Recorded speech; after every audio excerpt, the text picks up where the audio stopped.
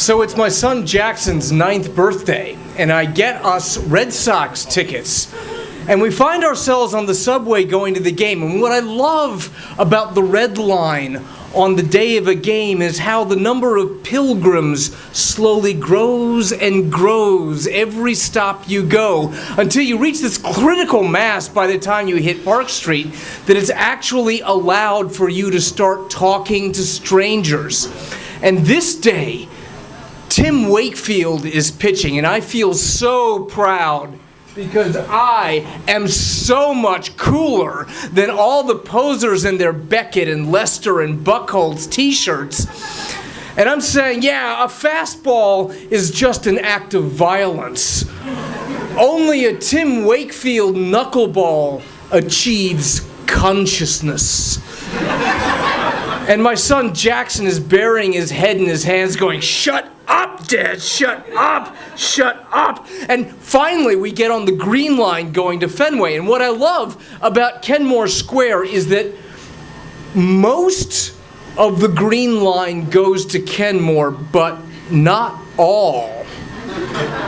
Like, how many people have ever missed Kenmore because you weren't paying attention and you got on the E line and suddenly you were off in Brookline? Yes, thank you, thank you. And it really builds in a sense of accomplishment that you managed to clear that hurdle in the Green Line video game, that you find yourselves on the B line trolley trapped with 500 other people in Red Sox caps crushed in like sardines. And my son Jackson sees his opportunity. Poke, poke, poke, poke, poke, poke, poke, poke, poke, cut it out. Poke, poke, poke, poke, poke, poke, cut it out. Poke, poke, poke, poke, poke, cut it out, or there's gonna be consequences. And he looks at me like, we're on a Green Line trolley with 500 other people. What are you gonna do to me? Poke, poke, poke, poke, poke, poke, poke, poke. And finally, I stand up on a seat and I say, "Excuse me, everybody," in a voice reserved only for children who are selling M&Ms for their school.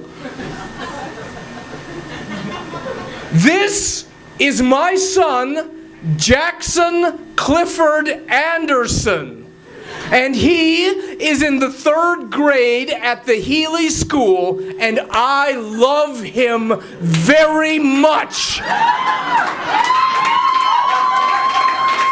And today is his birthday." Not true, but let's pass over that.